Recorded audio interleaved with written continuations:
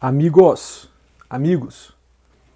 vamos abrir a Constituição Federal no artigo 59, por gentileza.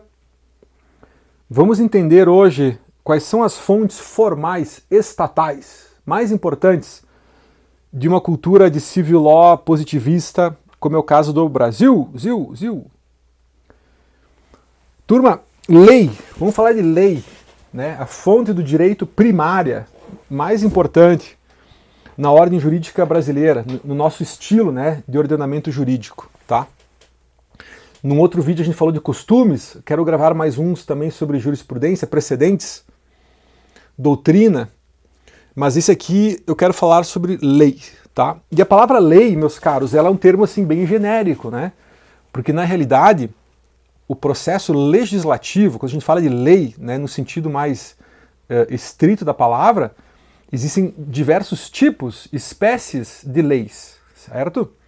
A começar pela Constituição Federal, que não é lei exatamente, né? É Constituição, é uma lei superior, mas a Constituição também faz parte do ordenamento jurídico, ela também faz parte do direito. Então, no sentido bem genérico, a Constituição também tem força de lei.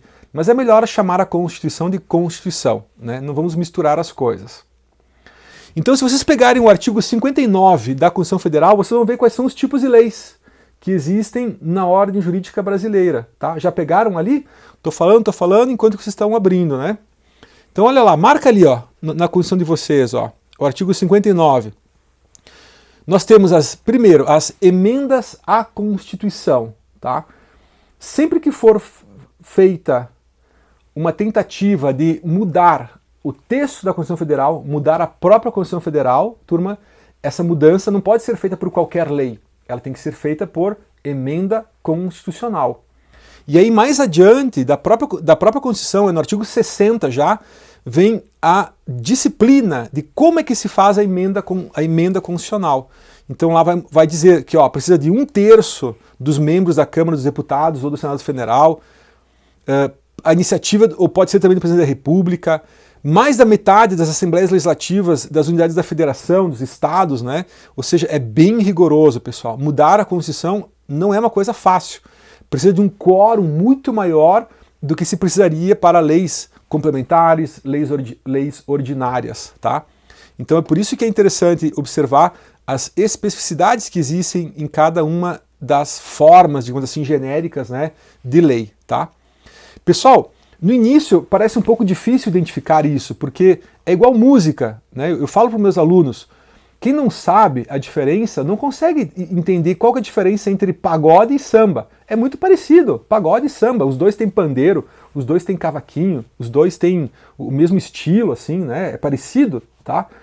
Mas quem é da área sabe que existem alguns detalhes, algumas especificidades ali, né? Que separa bem o que é samba, o que é pagode, certo?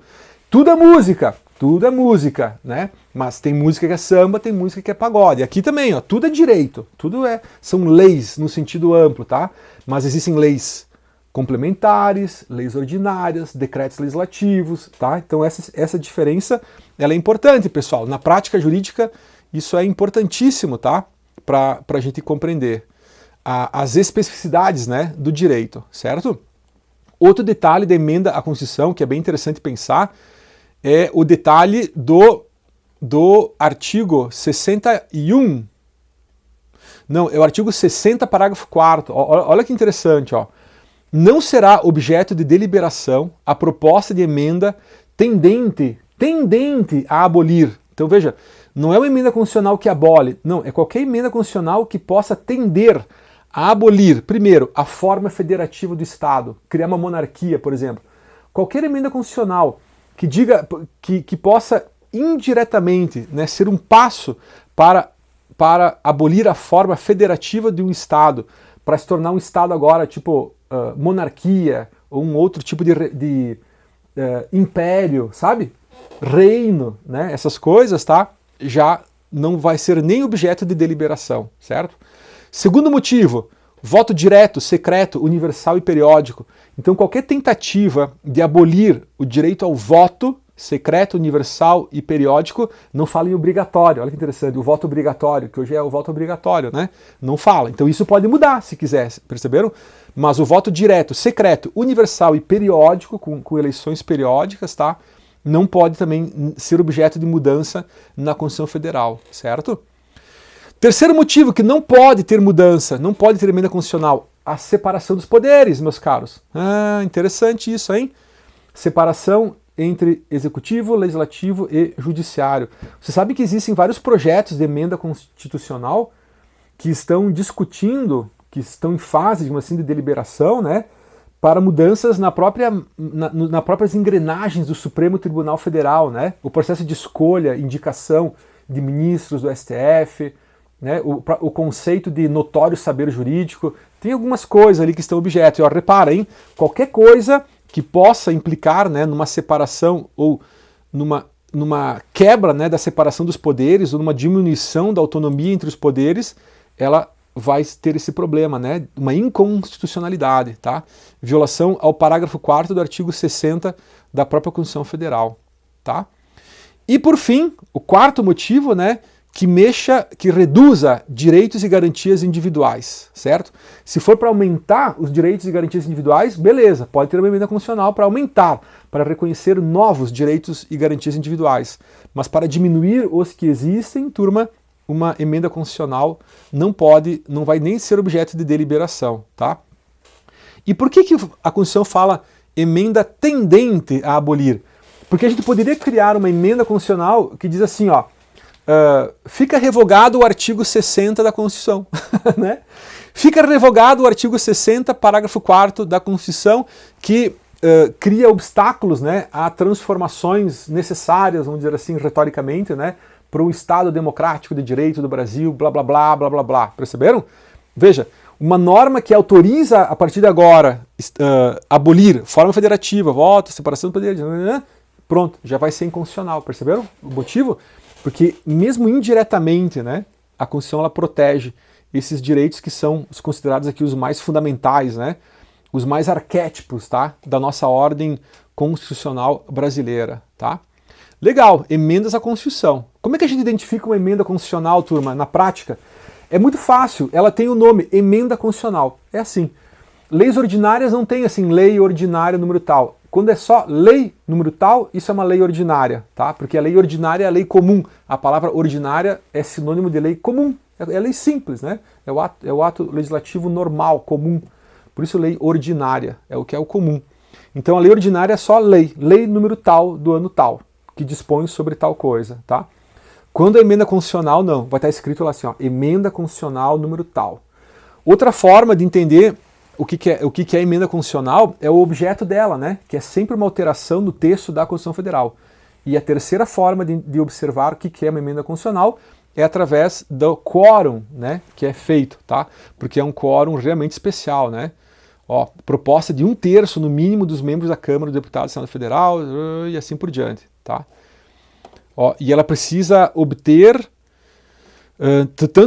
tanto no Senado quanto na Câmara, 3/5 dos votos dos respectivos membros, né, dos senadores e dos deputados federais, tá? Então veja, 3/5, hein? É uma aprovação bastante forte, assim, que é necessária, tá bom? Segundo tipo de lei, pessoal, leis complementares. Cara, lei complementar, primeiro, fácil de identificar, vai estar escrito lei complementar número tal, ok? A lei complementar, então, ela é fácil de identificar porque sempre vai estar escrito esse adjetivo, lei complementar número tal. Mas tu pode identificar a lei complementar também, pessoal, pelo objeto dela, né? A lei complementar, ela tem por objeto as matérias previstas na própria Constituição. Então é a Constituição que diz, olha, isso aqui tem que ser objeto de lei complementar, por exemplo, entende? Então a própria matéria, o próprio objeto, o que é o objeto da regulação por uma lei complementar já está definido na própria Constituição. Então isso é uma forma também, né, de entender o que é e o que não é uma lei complementar. O conteúdo da lei complementar, certo? Ela define o caráter de lei complementar. Por exemplo, turma, olha que interessante, direito tributário na nossa Constituição Federal atual é matéria de lei complementar, tá? E, no entanto, nós não temos uma lei complementar do direito tributário brasileiro. O que a gente tem é o Código Tributário Nacional, que é um decreto mais antigo. Mas a matéria desse código, por ela não ser inconstitucional em geral, algumas coisas já foram decretadas, tá? Mas por ela ser compatível com a nossa Constituição atual, ela foi, ó o verbo que eu vou usar, recepcionada pela nossa Constituição Federal atual, certo? Como lei complementar. Tanto que se você tiver que mudar o Código Tributário Nacional, essa mudança tem que ser por lei complementar, perceberam? Embora ele seja um decreto ou decreto-lei, eu acho que é uma coisa assim, que era aquelas legislações mais antigas, tá? Porque a matéria do Código Tributário Nacional é matéria que deve ser objeto de lei complementar, perceberam? Então pela matéria também você sabe se ela é lei complementar ou se ela é um outro tipo de lei, ok? Outra característica da lei complementar, pessoal, é que ela tem um quórum especial também, tá? Então, no artigo 61 da Constituição Federal, ou seja, são os artigos seguintes, né? Vai conceituando e explicando o que cada um pode fazer, tá? E aí a gente vai identificando, então, quais são as matérias, né? Que podem ser feitas, o quórum que é necessário, tá? E assim por diante, certo? Então, essas são as leis complementares. Depois, pessoal, na sequência, o inciso 13, então, trata das leis ordinárias. E essas são as comuns, né? Lei ordinária é a lei comum. E agora vem uma dúvida que os doutrinadores divergem sobre esse assunto, é se existe uma hierarquia entre leis complementares e leis ordinárias, né? Será que a lei complementar ela é hierarquicamente superior às ordinárias? Se uma lei ordinária viola uma lei complementar, essa violação, né, ela é uma violação hierárquica ou não, tá? Tem divergências, certo? E na prática essa divergência ela é bem importante. E a resposta é a seguinte, pessoal. Alguns doutrinadores entendem que não há hierarquia entre leis ordinárias e leis complementares, porque a diferença é o objeto. A lei complementar, ela complementa as matérias que a própria Constituição exige que sejam por lei complementar. E a lei ordinária, ela vai além disso, certo? A lei ordinária, ela faz uma regulamentação que não, digamos assim, que tem que estar de acordo com a Constituição Federal, certo? Mas ela tem que estar de acordo com a lei complementar também. Percebem, turma? A não ser que a lei complementar esteja invadindo uma esfera que seria de lei ordinária. Então, ó, pra gente complicar, a gente gosta de complicar, tá? A gente não gosta do direito simplificado, a gente gosta de complicar as coisas, hein, pessoal? Porque é assim que a prática jurídica funciona de verdade, tá? Senão você vai ter uma visão simplista, né, do fenômeno jurídico. Tem que entender esses meandros, tá? O direito não é receitinha de bolo, tá bom, pessoal? Ó, olha que interessante, galera. Se uma lei complementar invade uma matéria que deve ser objeto de lei ordinária, essa lei complementar está violando a própria Constituição. Por exemplo, direito penal. A própria Constituição Federal fala que direito penal é matéria de lei ordinária federal, certo? Então você não pode criar uma lei complementar definindo tipos penais novos. Pronto, é isso, ok? Então repara, não existe uma hierarquia total, né? Porque na verdade tu tem que obedecer às competências legislativas, né, previstas pela própria Constituição Federal, certo? Mas ao mesmo tempo, uma lei ordinária ela não pode violar uma norma de lei complementar cuja matéria está definida e atribuída à lei complementar. Pronto, resolvemos o caso. Olha que forma simples, né, de entender, tá? E se você não entendeu, volta esse vídeo, observa essa explicação, turma, que é um modo mais sofisticado de entender, mais dinâmico, mais interessante, né, de compreender, tá? Seria muito simples se fosse pensar só numa hierarquia, né, entre leis complementares e leis ordinárias, mas não é bem assim, tá? A lei complementar, ela exige um quórum especial, mas ela não pode invadir as matérias que são atribuídas a uma competência de leis ordinárias, tá? Cada forma de lei, cada tipo de legislação tem um objetivo específico, tem uma matéria específica, e quem comanda isso é a nossa Constituição Federal. Não é uma hierarquia em abstrato, tá? Entre essas duas categorias de norma, beleza? Próxima, pessoal. Leis delegadas, tá? Essa aqui é mais rara. Existem bem poucas leis delegadas. Lei delegada é uma autorização que o Congresso Nacional faz para o presidente da República fazer uma lei, certo? Então, hoje em dia, com medida provisória, não precisa lei delegada, né? Faz direto a medida provisória e depois o Congresso aprova ou não aprova, percebe? Mas a lei delegada seria essa possibilidade, então, que existe, né, na nossa ordem constitucional brasileira, de o Congresso autorizar o presidente, a presidência da República, tá, para fazer uma lei com efeito, né, de lei ordinária, tá? Essas são as chamadas leis delegadas, tá bem? E ela tem algumas limitações. Por exemplo, a lei delegada, querem ver?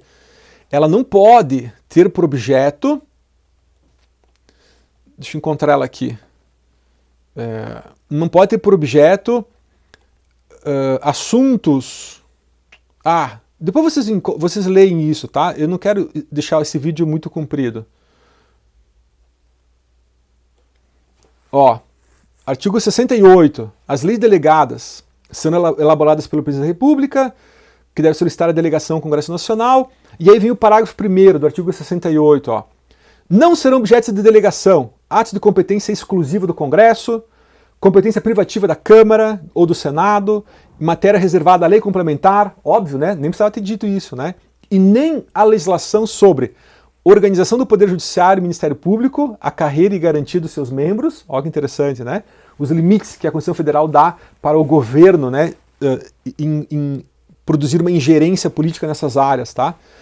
Não pode também, através de lei delegada, o presidente mexer na nacionalidade, cidadania, direitos individuais, políticos e eleitorais das pessoas, e também não pode mexer nos planos plurianuais, diretrizes orçamentárias e os orçamentos do Estado. Claro, isso aqui é matéria privativa do Congresso Nacional, certo? Então olha como a nossa Constituição ela foi bem inteligente assim, né, em repartir essas diferentes formas de lei, né, para matérias diferentes. Depois vem as medidas provisórias. Essas são famosas, galera. Medida provisória é uma lei em caráter de urgência, tá? Que o presidente da República pode fazer. Ele baixa a medida provisória sozinho, tá? Iniciativa sua. Ele baixa a lei, essa lei já está valendo e ela vai valer por um período de 30 dias, podendo ser renovado por mais 60 dias.